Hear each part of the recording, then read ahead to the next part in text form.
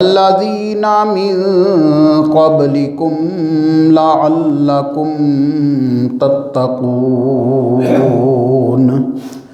آمنت باللہ صدق اللہ مولانا العظیم وصدق رسولہ النبی الکریم قال اللہ تبارک و تعالی فی شان حبیبہ مخبرا و آمرا ان اللہ و ملائکتہ یصلون علی النبی یا ایہا الذین آمنوا صلوا علیہ وسلموا تسلیما الصلاۃ والسلام علیک یا سیدی یا رسول اللہ وعلی آلک واصحابک یا حبیب اللہ الصلاۃ والسلام علیک یا سیدی یا نبی اللہ وعلی آلک واصحابک یا خاتم النبیین سب سے اولا ہمارا نبی سب سے بالا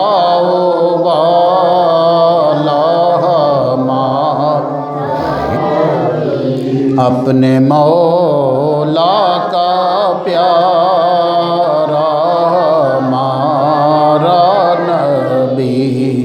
دونوں عالم کا دولا ہمارا کیا خبر کتنے تارے کھلے چھپ گئے کیا خبر کتنے تارے کھلے چھپ گئے پر نہ ڈوبے نہ ڈوبا ہمارا نبی پر نہ ڈوبے نہ ڈوبا سب سے اولا ہمارا نبی سب سے بالا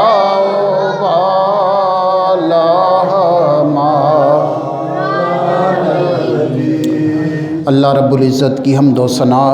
پیارے آقا صلی اللہ علیہ وآلہ وسلم کی بارگاہ بے کس پناہ میں ہدیہ درود و سلام عرض کرنے کے بعد اللہ خالق کائنات نے تمام انسانوں کو یہ بات ارشاد فرمائی کہ تمہیں اللہ خالق کائنات نے اپنی عبادت کے لیے پیدا فرمایا ہے۔ اللہ خالق کائنات نے پہلے فرشتوں کو پیدا فرمایا، پھر جنات کو پیدا فرمایا، اور فرشتے اللہ کی وہ مخلوق ہیں کہ جن کے اندر اللہ نے کسی بھی نافرمانی کی کوئی گنجائش ہی نہیں رکھی، بلکہ خالق کائنات کی ہر وقت وہ تابع داری اور اللہ تبارک و تعالیٰ کی اطاعت کے کاموں کے اندر وہ مشغول ہیں۔ اور ان کے اندر جس طرح انسانوں میں تولیدی سسٹم ہوتا ہے یا جنات کے اندر ہوتا ہے، اس طرح فرشتوں کے ہاں ایسا نہیں ہوتا۔ یعنی فرشتے اللہ کی وہ مخلوق ہیں کہ جو اللہ کے حکم سے پیدا ہوتے ہیں، اور اللہ تبارک و تعالیٰ نے جو جو ان کو ڈیوٹیاں دینی ہوتی ہیں وہ ان ڈیوٹیوں پر مامور ہو جاتے ہیں۔ اور پھر اللہ تبارک و تعالیٰ نے قرآن کریم کے اندر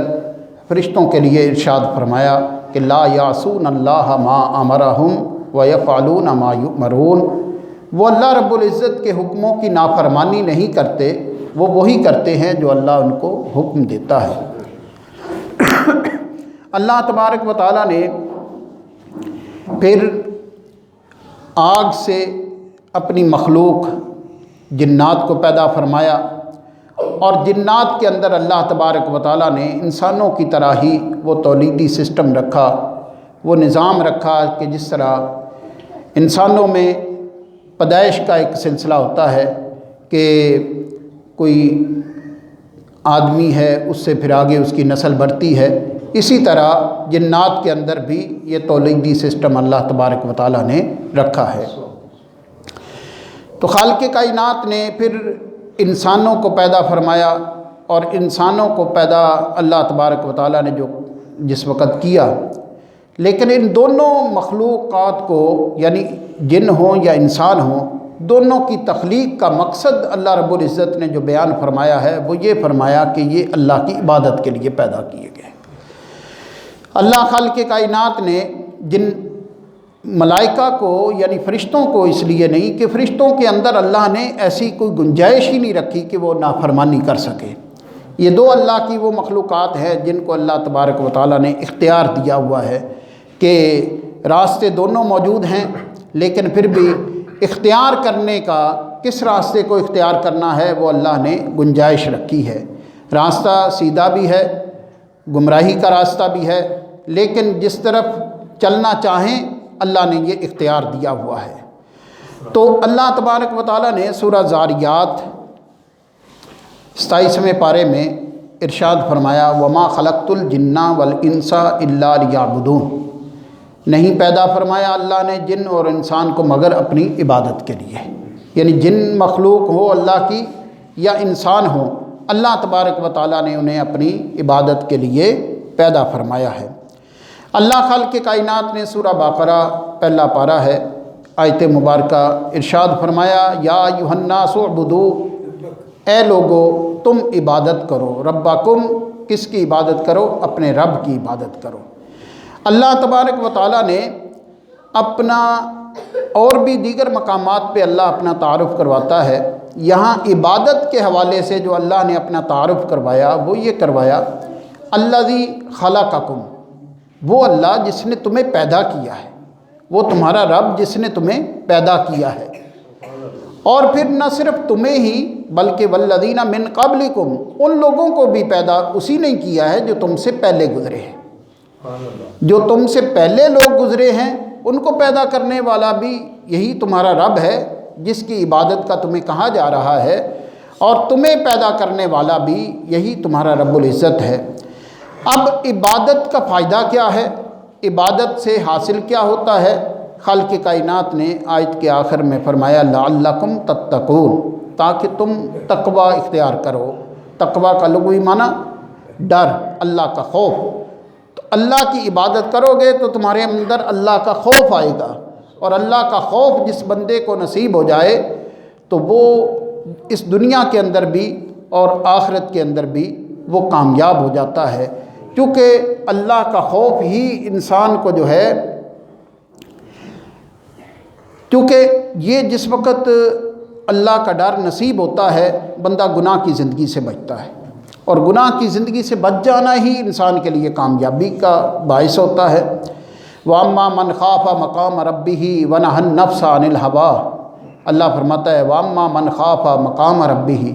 وہ شخص جو اپنے رب کے ہاں کھڑے ہونے سے ڈر گیا، وَنَهَى النَّفْسَ عَنِ الْهَوَىٰ، اور اپنے آپ کو اس نے خواہشات سے بچا لیا،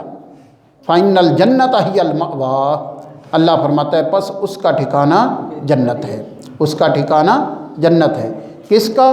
وَأَمَّا مَنْ خَافَ مَقَامَ رَبِّهِ، جس شخص کے اندر یہ ڈر تھا کہ میں اپنے رب کے ہاں جاؤں گا تو کیا منہ دکھاؤں گا، اپنے رب کے ہاں جاؤں گا تو کس طرح میں اللہ کے ہاں کھڑا ہوں گا، میرے کیا عمل ہیں، میں نے کون سی اتنی جو غلطیاں کر کے جا رہا ہوں، میں اپنے رب کے ہاں کیسے کھڑا ہوں گا۔ تو جو شخص اس بات سے ڈر گیا، وَأَمَّا مَنْ خَافَ مَقَامَ رَبِّهِ، جو بھی شخص اپنے رب کے ہاں کھڑے ہونے سے ڈرا، وَنَهَى النَّفْسَ عَنِ الْهَوَىٰ، اور اس نے اپنے آپ کو زندگی کے اندر اپنی خواہشات سے بچا کے رکھا، اپنی خواہشات سے بچا کے رکھا، بلکہ اس نے وہی کچھ اپنایا جو اس کے رب العزت کا حکم تھا، کیونکہ جیسے سورہ فرقان کے اندر بھی آتا ہے نا 19ویں پارے میں، ارائیتا من اتخذ الہہ ہواہ افانتا تکون علیہ وکیلا۔ محبوب آپ نے دیکھا نہیں اس شخص کو جس نے اپنی خواہشات کو ہی رب بنا لیا، مطلب اس کو پرواہ ہی نہیں ہے میرا رب کیا کہتا ہے، بس وہ اپنی ذات کو ہی آگے لے کے پھرتا رہتا ہے، وہ مجھے کیا ہے، میں نے کس طرح فائدہ لینا ہے، بس یہ اس کا رب بنی ہوئی ہے، یہ خواہش اس کا رب بن گئی۔ افانتا تکون علیہ وکیلا، اللہ فرماتا ہے کیا وہ سوچتا نہیں ہے کہ اس کے اوپر کوئی نگران بھی ہے، یعنی اس کو اللہ تبارک و تعالیٰ نے ایسا، اس کے اوپر اللہ تبارک و تعالیٰ نے ایک نگہبانی کا سلسلہ رکھا ہوا ہے۔ آپ دیکھیں سورہ قاف کے اندر اللہ فرماتا ہے نا اذ یتلقی المتلقیان عن الیمین وعن الشمال قعید، کہ یاد کرو جب دو لکھنے والے لکھ رہے ہوتے ہیں، وہ تمہارے دائیں بھی ہیں بائیں بھی ہیں، اور پھر قعید کا لفظ استعمال فرمایا کہ وہ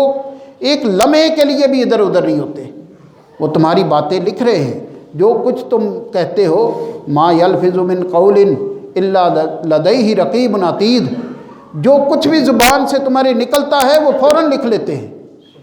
یعنی ایسا نہیں کہ جناب تم یہ سمجھو کہ میں زبان سے لفظ بولوں گا تو وہ میرا ریکارڈ کا حصہ نہیں بنے گا، ایسا نہیں، تم نے جو کچھ بھی زبان سے بولا وہ فوراً تمہارا ریکارڈ کا حصہ بن جاتا ہے۔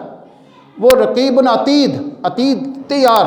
کوئی اس کے پاس ایسا نہیں کہ جناب کوئی ذرائع کی کمی ہے، وہ اللہ کے بنائے ہوئے نگران ہیں، اللہ کے مقرر کردہ فرشتے ہیں جو تمہارے ہر عمل کو لکھتے ہیں، تم اچھا عمل کرتے ہو وہ بھی لکھتے ہیں، برا عمل کرتے ہو وہ بھی لکھتے ہیں، زبان سے کوئی جملہ تمہارے جب ادا ہوتا ہے اس کو بھی لکھ لیتے ہیں، تو لہذا ایسے اللہ نے تمہارے اوپر وہ مقرر کر رکھے ہیں، تو تم ان فرشتوں کی موجودگی کے اندر تم پھر جو تمہارا ہر عمل ریکارڈ کا حصہ بن رہا ہے کہ تم کیسے یہ بات سوچ رہے ہو، کس طرح یہ عمل کر رہے ہو کہ تم نے اپنی خواہش کو ہی اپنا رب بنایا ہوا ہے، اپنی خواہش کو ہی تم نے اپنا خدا بنا لیا، بلکہ تم تو اپنے رب کی تابعداری، نبی پاک صلی اللہ علیہ وسلم نے فرمایا کہ تم میں سے کوئی شخص اس وقت تک مومن نہیں ہو سکتا جب تک کہ وہ اپنی خواہشات کو اس کے تابع نہ کر لے جو میں لے کر آیا ہوں۔ نبی پاک صلی اللہ علیہ وسلم نے فرمایا جو میں لے کر آیا ہوں، جب تم اپنی خواہشات کو اس کے تابع کر لو گے تو پھر تم مومن کہلاؤ گے، پھر تم ایمان والے کہلاؤ گے۔ اگر تم نے اپنی خواہش کو آگے رکھا، اللہ کی خواہش کو پیچھے چھوڑا، تو پھر سمجھو کہ تم مومن نہیں کہلاؤ گے۔ مومن کہلانے کے لیے ضروری ہے کہ اللہ کی خواہش کو سامنے رکھو۔ اللہ کی خواہش کو کس طرح؟ جو اللہ کے احکامات ہیں، اللہ کے احکامات جو ہے ان کو سامنے رکھا جائے، ان کو دیکھا جائے۔ نماز کے لیے اللہ کا حکم ہے تو اپنی مرضی نہیں بل اللہ کی مرضی کے مطابق۔ اگر ماں باپ کے ساتھ حسن سلوک کا معاملہ ہے تو اپنی مرضی کے ساتھ نہیں، اللہ کی مرضی کے ساتھ۔ بہن بھائیوں کے ساتھ چلنے کا جو اللہ کا حکم ہے اس کا خیال رکھنا ہے، ہمسایوں کے ساتھ، معاشرے کے ساتھ، حتیٰ کہ ہر زندگی کا جو معاملہ ہے اس کے اندر اپنی خواہش کو آگے نہیں بلکہ خواہش وہ رکھنی ہے جو اللہ کی خواہش ہے، جو اللہ جس طرح حکم دیتا ہے، اللہ کی جس طرح مرضی ہوگی اس کے مطابق چلنا، یہ ایمان والے کی نشانی ہے۔ تو خالق کائنات نے فرمایا یا ایھا الناس اعبدوا، اے لوگو تم عبادت کرو، ربکم اپنے رب کی۔ وہ کون سا رب ہے؟ الذی خلقکم، وہ رب جس نے تمہیں پیدا کیا، والذین من قبلکم، اور وہ رب جس نے تم سے پہلے لوگوں کو بھی پیدا کیا، نہ صرف تمہیں بلکہ تم سے پہلے لوگوں کو بھی اسی نے ہی پیدا کیا۔ آپ اندازہ کریں کہ جس وقت اللہ تبارک و تعالیٰ نے نبی پاک صلی اللہ علیہ وآلہ وسلم کو حکم دے کے اپنے طرف سے بعثت کے ساتھ اللہ نے بھیجا، تو اس وقت جس وقت انکار کرنے لگے یہ مخاطبین جو اہل مکہ تھے، ان کو تو اس وقت بطور تمثیل اللہ نے یہ بات سمجھائی کہ تم دیکھو تم اللہ کی بات کو جھٹلاتے ہو، تو تم یہ جھٹلانے کے عمل کے اندر تم دیکھو کہ تم سے پہلے بھی لوگ آئے تھے، انہوں نے بھی جھٹلایا تھا۔ جس وقت یہ کہنے لگے نا کہ دیکھیں جی ہمیں کس طرح دوبارہ زندہ کیا جائے گا، کس طرح اٹھایا جائے گا، ہم جب مٹی بن جائیں گے تو پھر کیسے دوبارہ ہمیں جمع کیا جائے گا۔ تو اللہ تبارک و تعالیٰ نے مثالیں رکھی۔ اللہ نے فرمایا کہ دیکھو باغات اللہ پیدا کر رہا ہے، اللہ کھیتیاں پیدا کر رہا ہے، یہ تمہارے سامنے ہی ہے۔ رات کو تم بیج ڈالتے ہو، صبح وہ پودے نکلے ہوتے ہیں، تو یہ کون نکالتا ہے؟ اور اسی طرح تم کھجوروں کے درخت دیکھتے ہو جن کو اللہ نے اپنے بندوں کے لیے رزق بنایا ہوا ہے۔ تو کذالک الخروج، اسی طرح ہی اللہ تمہیں بھی نکال لے گا۔ تم دیکھتے نہیں ہو اپنے دائیں بائیں یہ ساری چیزیں؟ دیکھو اللہ تبارک و تعالیٰ کس طرح یہ چیزیں نکالتا ہے زمین سے، تو جس طرح یہ زمین سے نکال رہا ہے اللہ تمہیں بھی نکال لے گا۔ تو تم نہیں مانتے اس بات کو، تو پھر یہ بات سمجھ لو کہ تم سے پہلے لوگ بھی تھے کہ جنہوں نے سرکشیاں کی، جنہوں نے اللہ کے حکموں کے سامنے نافرمانیوں کے معاملات کیے، تو اللہ نے پھر اللہ کا وعدہ آیا۔ وعدہ کیا تھا؟ کہ تم نہیں مانو گے تو پھر اللہ کا عذاب آئے گا۔ آج تم بھی اس طرح مطلب کر رہے ہو، تو پھر دیکھ لو جو اللہ نے تمہارے لیے یہ تابعداری کے ساتھ ماننے کی وجہ سے جو اللہ کے انعامات ہیں، نہ مانو گے تو پھر اللہ کا عذاب آئے گا۔ تو اسی طرح اللہ نے قوم نوح کی مثال دی، قوم عاد کی مثال دی، قوم سمود کی مثال دی، اور پھر لوط علیہ السلام کی قوم کی مثال دی، قوم تبع کی دی اس سورہ قاف کے اندر۔ تبع قوم یہ باقی تو شناسائی ہے، تو تبع قوم آپ جانتے ہیں کہ مختلف بادشاہوں کے لقب ہوتے تھے، کہ جس طرح ایران کا بادشاہ ہے اس کو کسریٰ کہا جاتا تھا، چین کے بادشاہ کو خاقان کہا جاتا تھا، اسی طرح یمن کا جو بادشاہ ہوتا اسے تبع کہا جاتا تھا، اسے تبع کہا جاتا تھا۔ اور تبع اس کو جس وقت کہا جاتا تو تبع کا معنی خوشحال، کیونکہ یہ یمن کے لوگ بڑے خوشحال تھے، یہاں نہریں تھیں، پانی کا اچھا انتظام تھا، فصلیں بڑی اچھی ہوتی تھی، باغات اچھے ہوتے تھے، تو اس وقت ان کو جو ہے بڑی خوشحالی نصیب تھی۔ تو اسی لیے سورہ دخان کے اندر اللہ نے ان مکہ والوں کو فرمایا تھا کہ دیکھو اہم خیر ام قوم تبع، تم بتاؤ تو صحیح تم بہتر ہو یا قوم تبع بہتر ہے؟ یعنی قوم تبع تمہارے اندر تو اس طرح کی خوشحالیاں نہیں ہیں، اس طرح باغات اور یہ دیگر چیزیں، یہ یمن کے لوگ تو تم سے زیادہ خوشحال ہیں، لیکن جس وقت نہیں مانا انہوں نے تو ان پر بھی اللہ کا عذاب آیا۔ کیوں؟ صرف جو ہے آپ دیکھیں کہ ان میں سے ایک تبع ایمان لایا تھا جس کی نسل سے حضرت سیدنا ابو ایوب انصاری رضی اللہ تعالیٰ عنہ تھے، کہ ایمان لے آیا خانہ کعبہ کے اوپر، سب سے پہلے غلاف بھی اسی نے چڑھایا تھا، یہ یمن کے بادشاہ نے، تبع نے، ابو کرب نام تھا اس کا۔ تو اس نے جناب خانہ کعبہ کے اوپر غلاف بھی چڑھایا، پھر مدینہ شریف کی طرف سفر کیا، تو مدینہ شریف پہنچا تو اس کے ساتھ جو علماء کی ایک جماعت تھی انہوں نے بتایا کہ جی یہ وہ سرزمین ہے جہاں پر اللہ کے آخری نبی ہجرت کر کے آئیں گے۔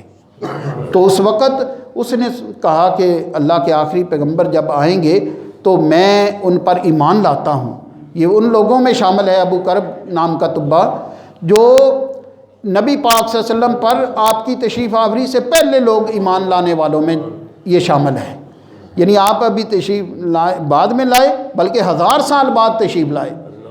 کیونکہ اس نے اپنے لوگوں کو وہاں علماء کو بڑی مراعات دے کر ان کو جناب مکانات بنا کے دیے، ان کو دیگر مطلب سہولتیں زندگی کی دی، اور صرف اس لیے کہنے لگا جی جس وقت نبی پاک صلی اللہ علیہ وسلم آئیں تو آپ ایک خط لکھ کے دے دیا، کہنے لگا یہ خط میرا انہیں دے دینا تاکہ وہ میرا ایمان قبول کر لیں۔ ہاں جی، تو جس وقت یہ خط دیا اور پھر ساتھ کہنے لگا کہ اگر فرض کرے تمہاری زندگی میں نہیں آتا تو یہ اپنی نسل میں ٹرانسفر کرتے رہنا، آگے اس کو مطلب اپنی اولاد کے اندر چلتے رہنا۔ تو اس لیے نبی پاک صلی اللہ علیہ وسلم جب مدینہ طیبہ ہجرت کر کے تشریف لے گئے تو اس وقت یہ معاملہ پیش آیا کہ نبی پاک صلی اللہ علیہ وسلم ٹھہریں گے کہاں؟ تو اس وقت جب آپ کی قیام کا معاملہ پیش آیا تو آپ کی ناکہ کو چھوڑ دیا گیا، جدھر اللہ کی مرضی ہوگی آپ کی اونٹنی بیٹھ جائے گی۔ تو وہ حضرت سیدنا ابو ایوب انصاری رضی اللہ تعالیٰ عنہ کے گھر کے پاس آپ کی اونٹنی مبارکہ رک گئی۔ تو اس وقت جس وقت حضرت سیدنا ابو ایوب انصاری رضی اللہ تعالیٰ عنہ کے گھر کے باہر آپ کی ناکہ رکی تو حضرت ابو ایوب انصاری رضی اللہ تعالیٰ عنہ نے وہ لیٹر بھی دیا کہ یا رسول اللہ یہ وہ لیٹر ہے جو ہمارے بڑوں سے چلا آ رہا ہے، ہمارے بڑوں سے چلا آ رہا ہے، اور یہ ہے آپ ہمارا ایمان ہمارا بھی قبول فرمائیں اور ہمارے بڑوں کا بھی کریں۔ اللہ اکبر۔ تو لہٰذا یہ اللہ پاک کی ایک توفیق اور مہربانی تھی۔ اللہ نے سابقہ لوگوں کا حالات بیان فرمائے کہ دیکھو کہ جس طرح یہ لوگ تھے، یہ قومیں تھیں، انہوں نے جھٹلایا تھا تو اللہ کا عذاب آیا تھا۔ تو آج تم اگر اس طرح کی روش اختیار کرو گے، اللہ کی باتوں کو جھٹلاؤ گے، تو پھر تم پر بھی جو ہے اللہ کا عذاب آئے گا۔ اور اللہ کا عذاب جو ہے وہ پھر جس وقت آتا ہے تو اللہ خالق کائنات فرماتا ہے وَلَا يَخَافُ عُقْبَاهَا، سورہ شمس کے آخر میں اللہ فرماتا ہے نا کہ اللہ کا جس وقت عذاب ہوتا ہے پھر اللہ کو انجام کی پرواہ نہیں ہوتی۔ ایسا نہیں ہوتا کہ یہ لوگوں کا کیا بنے گا، لوگوں کے کیا حال ہوں گے، لوگ کس طرح مطلب چیخ و پکار ہوگی ان کے جناب ریزے ریزے ہو جائیں گے۔ یہ اللہ کو پھر ان چیزوں کی پرواہ نہیں ہوتی۔ اللہ کا ایک اپنا نظام ہے، تو اللہ کے عذاب کے آنے سے پہلے سدھرنا چاہیے، اللہ کے عذاب کے آنے سے پہلے سدھرنا چاہیے، ورنہ اللہ تبارک و تعالیٰ ایسی عظیم ذات ہے کہ اس کو پھر کسی کی پرواہ نہیں ہوتی۔ اس کو پرواہ ہے تو اس بات کی ہے اس کا نظام قائم ہونا چاہیے۔ اللہ کو پرواہ اس بات کی ہے کہ اللہ تبارک و تعالیٰ کے طریقہ کار پہ لوگوں کو چلنا چاہیے، اللہ اس بات کو دیکھتا ہے۔ تو لہذا خالق کائنات نے فرمایا، مثالیں اللہ نے سب کے سامنے رکھی، اور اس میں عبادت کا جو اللہ نے فرمایا صرف مقصد اینڈ پہ یہ فرمایا کہ تاکہ تم اللہ کا ڈر پہ تمہارے اندر آ جائے۔ تو ڈر ہی سب سے بڑی چیز ہے، ڈر ہی اللہ تبارک و تعالیٰ کا سب سے بڑی چیز ہے۔ ڈر والوں کو تو اللہ کی نعمتیں نصیب ہوتی ہیں، ڈر والوں کو ہی اللہ تبارک و تعالیٰ کی جو مہربانیاں وہ نصیب ہوتی ہیں۔ آپ دیکھیں نا سورہ رحمان میں اللہ فرماتا ہے وَلِمَنْ خَافَ مَقَامَ رَبِّهِ جَنَّتَانِ، جو اپنے رب کے ہاں کھڑے ہونے سے ڈرا اس کو 2 باغ، اللہ فرماتا ہے اس کو 2 باغ۔ اور پھر اللہ تبارک و تعالیٰ نے یہ 2 باغ بھی بڑی نعمتیں ان کی ذکر فرمائی کہ جن کے اندر پھل ہیں، جن کے اندر دیگر نعمتیں ہیں۔ اور پھر اس سے اسی رکوع میں پھر فرمایا وَمِن دُونِهِمَا جَنَّتَانِ، اللہ کا اور ڈر پیدا کرو، اللہ اور 2 باغ دے گا۔ جی اللہ کے خزانے میں کمی تھوڑو۔ اور پھر مدھامتان، گھنے باغ، ایسے نہیں کہ وہ باغ جناب سوکھے پھوکے ہیں، نہیں، گھنے باغ، مدھامتان، بڑے ایسے جناب گہرے، ان کے اندر جناب پھل فروٹ ہیں، تر و تازہ پتے، درخت خوبصورت ہیں جی، تو لائنوں میں لگے ہوئے ترتیب کے ساتھ کھڑے درخت۔ تو اللہ تبارک و تعالیٰ اس طرح کی نعمتیں اللہ کے ہاں موجود ہیں، اور اللہ کے ہاں خزانے میں کوئی کمی بھی نہیں۔ تو لہذا یہ کن کو نصیب ہونی ہے؟ انہیں نصیب ہونی ہے جنہوں نے ڈر اللہ کا ذہن کے اندر رکھا، اور جس کو ڈر نصیب ہو گیا وہی کامیابی ہے۔ کیونکہ جس کو ڈر فرض کرے ماں سامنے ہے، اگر وہ زبان سے کوئی جملہ ایسا بولے گا، اس کو پتہ ہے یار میرا رب ناراض ہوگا، تو ظاہر ہے اس کا باپ سامنے ہے، اس کو پتہ ہے کہ یار میں نے کوئی ایسا جملہ بول دیا میرا باپ ناراض ہو گیا۔ تو باپ کے نبی پاک صلی اللہ علیہ وسلم نے فرمایا جس کا والد راضی اس کا رب راضی، اللہ اکبر، جس کا والد ناراض اس کا رب بھی ناراض۔ اتنی بڑی بات اللہ کے نبی صلی اللہ علیہ وسلم نے فرما دی۔ تو لہٰذا اسی طرح آپ دیکھیں کہ جس شخص کو بہن بھائیوں کے ساتھ، جس شخص کو اپنے ہمسایوں کے ساتھ، جس شخص کو اپنے ملک والوں کے ساتھ، اپنے مومنین بھائیوں کے ساتھ، تو لہذا یہ سارا دائرہ وسیع ہوتا جاتا ہے ایک اخلاق کا، ایک اچھے پہلوؤں کا۔ تو جس طرح انسان سارے معاملات کے اندر اللہ اس کے رسول کو سامنے رکھے گا تو کامیابی اسی کو ہوگی۔ جس نے اللہ اس کے رسول کو پیچھے چھوڑا تو وہ ناکامی کی طرف ہے، اس دنیا میں بھی رسوائی، آخرت میں بھی رسوائی۔ تو لہذا خالق کائنات وہ عظیم ذات ہے جو دعاؤں کو قبول کرتا ہے۔ اللہ تبارک و تعالیٰ کی بارگاہ میں گزارش ہے کہ اللہ ہمیں وہ زندگی دے جو اللہ اس کے رسول کی تابعداری کی زندگی ہے، اس زندگی سے بچائے جو اللہ اس کے رسول کی ناراضگی کا سبب بنتی ہے۔ وآخر دعوانا